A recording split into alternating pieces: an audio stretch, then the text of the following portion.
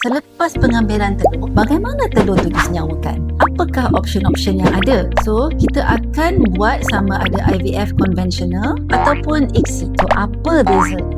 Jadi IVF konvensional bermaksud kita akan letakkan sperma dan telur ke dalam tabung uji bersama-sama. Jadi sperma itu akan mensenyawakan telur itu sendiri tanpa perlu apa-apa pertolongan.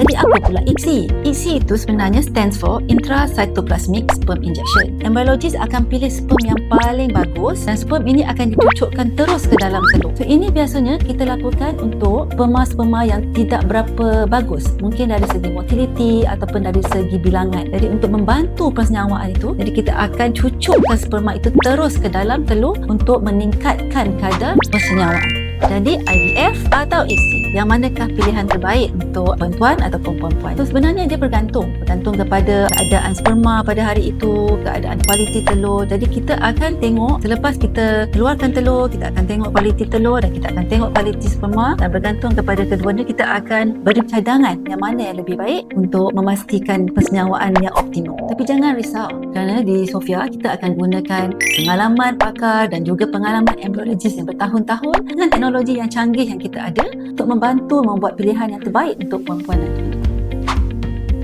Jadi sekiranya anda ada apa-apa kemusykilan atau ingin tahu lebih lanjut, jom jumpa saya di Sofia Bani.